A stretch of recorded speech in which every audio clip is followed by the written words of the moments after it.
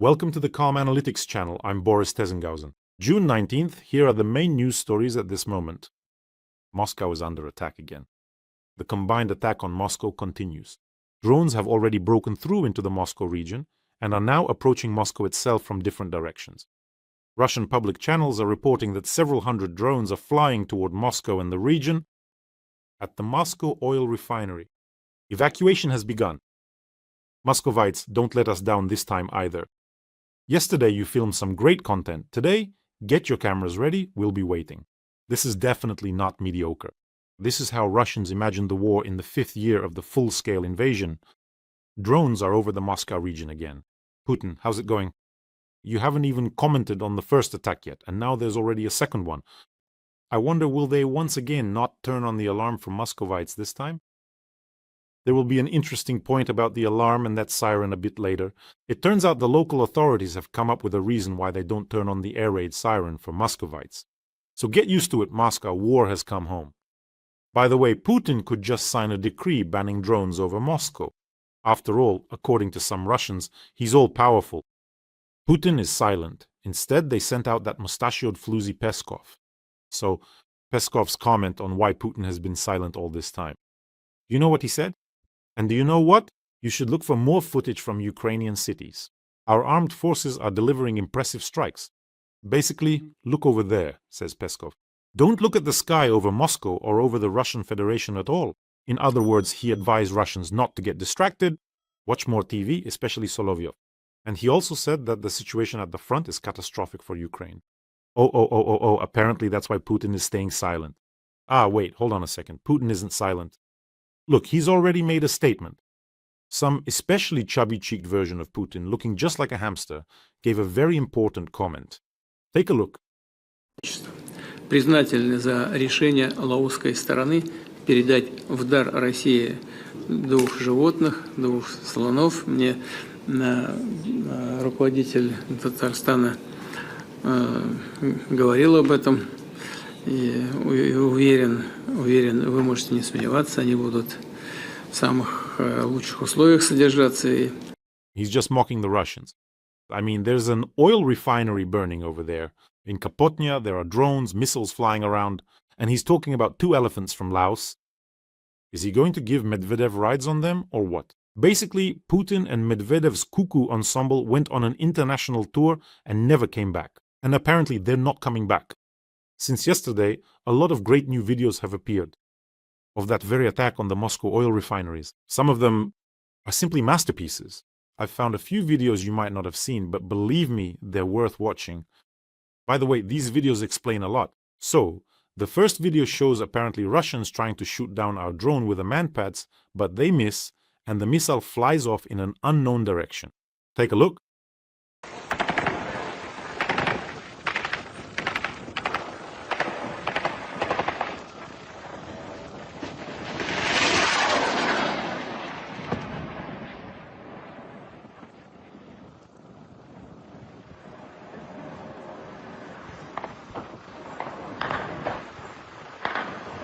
There are dozens of similar videos where missiles just fly past the drones, like in the Wild West.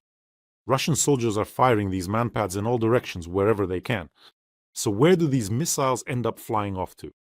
That's an interesting question. Most missiles are equipped with a self-destruct mechanism. That is, if the missile doesn't find a target within the first 15 to 20 seconds, it explodes. But the missile could also lock onto another target.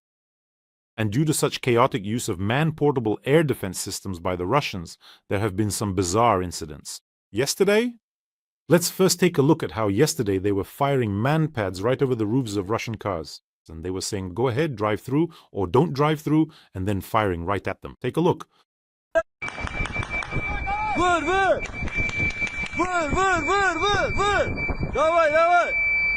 Давай, брат! Давай! Ой, машаллах! Ой, машаллах, kardeşim! Ela! Maşallah, kardeşim! Maşallah! All in all, many Russians were lucky yesterday that they weren't annihilated by their own people with manpads.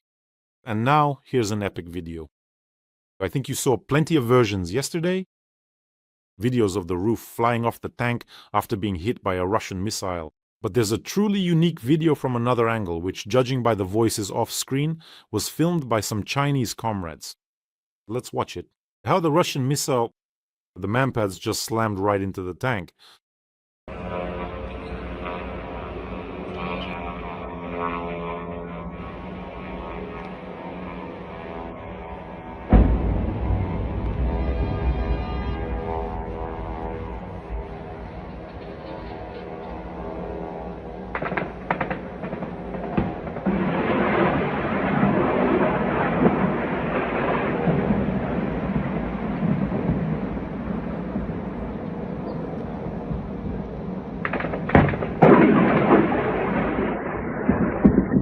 That is absolutely unbelievable. Truly incredible.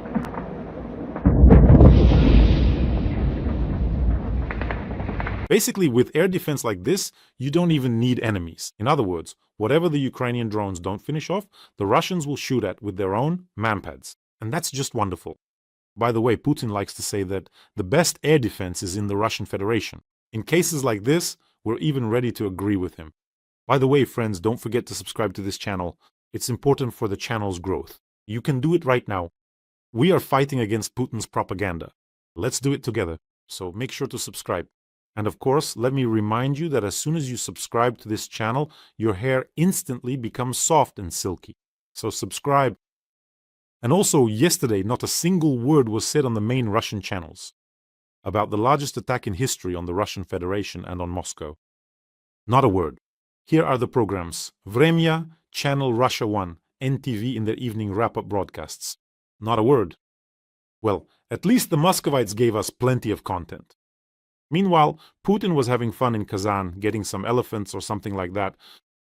Judging by the schedule, he's still there today. Imagine, he still hasn't commented. He even held a Security Council meeting. But not a word. They let Lavrov speak, and he said that now Russia will definitely strike Ukraine. And what were you doing before that? And in general, Lavrov said, we won't let this go unanswered. Yeah, come on, stop croaking already. And here's that very news. Why? Yesterday, the air raid alarm wasn't turned on for Muscovites. The warning sirens weren't activated. It turns out there was a monstrous mistake. The Moscow prosecutor's office is investigating the reasons why the sirens didn't go off. The alert during the attack on Moscow. But you know, there's an interesting point here.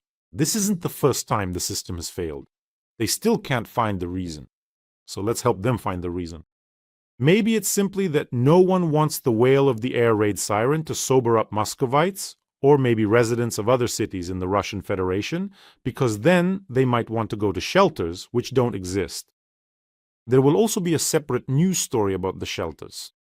And the wail of the air raid siren would really interfere with Putin's claims that everything is going according to plan. And this, it seems to me, is the main reason. After all, you can't say everything is going according to plan when the air raid siren is blaring in your capital and Muscovites and visitors are rushing through the streets looking for shelters that don't exist. And probably there's another reason. The funds allocated for the shelters might have simply disappeared somewhere.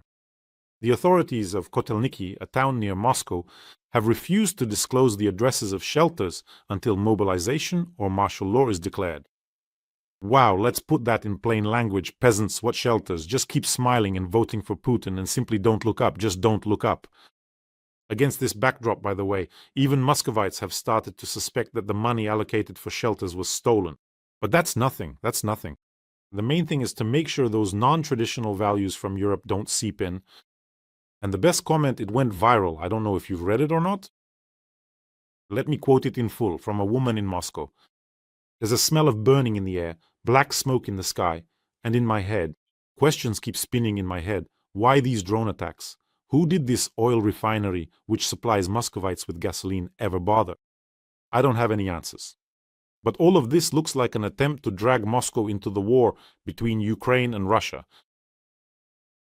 I thought it was a joke, so I went to check the profile, and it's a real person, an absolutely genuine lady whose profile says, "Student, I want to become a doctor or a Moscow politician." Well, I think with statements like that, she'll definitely become a Moscow politician. An interesting point. Residents of other regions of the Russian Federation didn't really sympathize with Muscovites yesterday. I came across a couple of comments. They went something like this. Now let them in the capital feel what's happening in other regions. Oh, please, as if they're really going to feel anything. Here's another important point. The so-called trough-feeding bloggers who make their living in the Kremlin stables suddenly all rushed as one to record videos from Moscow gas stations. They're saying there's no panic, there's gasoline everywhere, everything is calm. In general, these bloggers, these Kremlin lackeys, are a particularly disgusting category. You know, like Komsomol members with veneers who are always overacting with their faces. So Russians, they've started to really reassure Russians, but that's a good sign for us. This means that black swans are already preparing to land in the capital of the Russian Federation. Unfortunately, there is still a sufficient amount of biotrash in Russia ready to fight and kill for money. However, the Ukrainian army has shown that it can stop even such a huge army as Russia's. Not just stop it, but also strike at their capital, bringing the war back to from where it came. In every episode, we have an important fundraiser for the defense forces of Ukraine. Today, we are starting a fundraiser for electronic warfare equipment for the 33rd Assault Regiment, which is currently defending the Zaporizhzhia direction. These assault troops are always the first to meet the enemy. The fighters need electronic warfare equipment to protect themselves from enemy drones, vehicle-mounted electronic warfare, trench electronic warfare, and individual electronic warfare devices. The fighters have recorded a video message for you. Please take a look.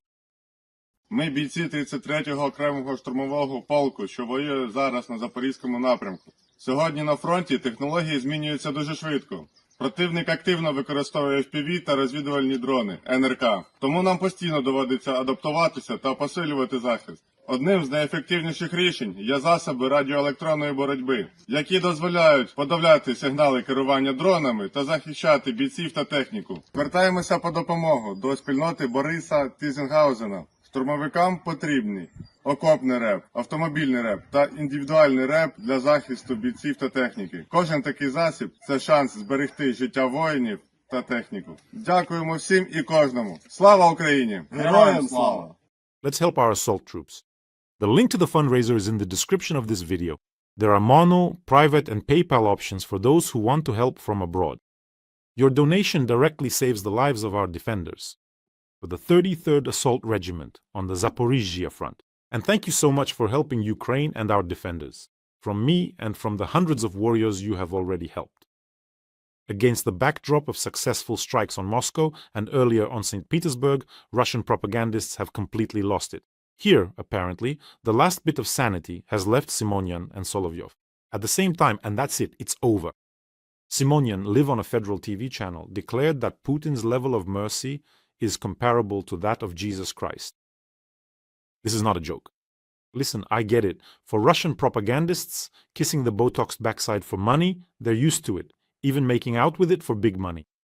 It happens, but why go so overboard? And Solovyov decided not to fall behind. You know what he did? He called on Russians to prepare for self-sacrifice. Solovyov is, of course, an amazing scumbag, and so is Simonyan. Let me quote, Solovyov, right now is exactly the time when you need to answer a question for yourself.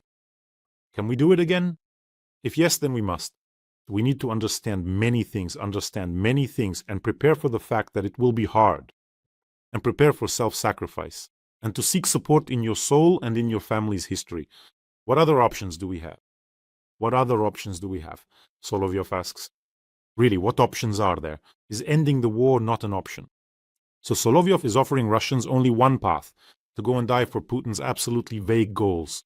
Even if tomorrow Putin officially declares that the main goal is to occupy Donbass.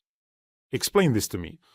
Why should a Russian just go and die for a piece of someone else's scorched land when they have 17 million square kilometers of their own land, 2/3 of which are practically uninhabited? Solovyov keeps trying to frame the war as a fight for the motherland, but it just doesn't work. This war in Russia is exclusively about money. If tomorrow you take away the payments to Russians, those payments are astronomical compared to what people earn in the regions. As soon as you remove those payments, there will be no one left at the front. So much for the war for the motherland. And also, I think Putin he is physically afraid of his army returning from the front. He recently let it slip during a meeting with Russian occupiers that the entire government is thinking about what to do with them when they return. Well, he said this to the occupiers. Remember Prigozhin's march on Moscow? The regime was almost toppled by just a couple thousand Wagner fighters. And now hundreds of thousands will be coming back. Add to that the thousands of Russian convicts who have gained combat experience and received pardons from Putin. Plus, they have a complete lack of social restraints. Absolutely none. They will be well organized. They have already brought weapons with them and will continue to do so. A contract soldier from the Russian regions now earns 10 times more at war than he would at home working any regular job. And this money, for the 5th year now, has been forming the basic standard of living for a huge number of families in the Russian Federation. In other words, loans are being taken out with the expectation that the payments and the war will continue. So it's not just about the money. For them, this is an entirely new normal. They think that from now on, they will always earn this much. The economy of Russian households has essentially been rebuilt around the military budget. And just imagine that one day they lose all of this. It won't just be a social explosion, it will be an atomic social explosion that will simply tear Russia apart from the inside. So it turns out that continuing the war is becoming harder, but ending it is terrifying. Truly, truly terrifying. Well, we can probably also state that the Russian Federation's efforts to destabilize the situation in European countries in order to disrupt aid to Ukraine, these efforts have failed. Here are a few pieces of news that will make Putin and all his followers feel sick. By the end of the year, the United Kingdom will purchase 350 missiles for Ukraine, including 100 Patriot interceptor missiles, just the UK alone, and 150,000 drones, plus radars, and a lot of other interesting things. Germany is allocating 400 million for weapons for Ukraine. The Netherlands has also announced that it will fund the purchase of weapons for Ukraine to the amount of 500 million euros. So all in all, in the near future, Ukraine will receive Patriot missiles funded by European credit resources, and it will also purchase Mistral manpads and Meteor air-to-air missiles. This was stated by Minister Fedorov. And now, the overall result of this Ramstein meeting. Ukraine will receive military aid totaling more than $4 billion. This is very significant, and I am grateful to everyone who is helping Ukraine during this extremely difficult time for us. And one more piece of news which I just couldn't ignore. The Voronezh region never ceases to amaze. The authorities in the Voronezh region have started turning off street lighting to counter drones. In the Olkovatsky urban district of the Voronezh region, where there is a large ammunition depot, they decided to turn off the lights so that Ukrainian drones wouldn't be able to see where the depot is located. Local residents were assured that the lighting in the area would be restored when, and I quote, the situation stabilizes. In other words, never when Russia falls apart. So it turns out that the religious procession didn't help against the drones. They recently held a religious procession there specifically against drones. And it wasn't just a procession, there were even priests involved. The Russian Orthodox Church flew circles in helicopters with an icon to ward off the drones. But really, look at how resourceful the authorities are. They've cut off the internet, the electricity. They've cut it all off for Russians. Sometimes it seems to me that someone is sitting in some secret laboratory running an experiment, just to see when Russians' patience will finally snap, and they just don't know what else to come up with. Like, let's cut off their electricity, let's cut off their internet, and let's say that because of the drones we need to cut off their water too. Surely then they'll go out and protest. Yeah, they'll definitely go out. But still, there are no protests. That's how things are. Well, take care of yourselves. Take care of your loved ones, subscribe to this channel, don't forget. And let's help our assault troops from the 33rd Separate Assault Regiment. The link to donate is in the description of this video. Wishing everyone a peaceful day and glory to Ukraine.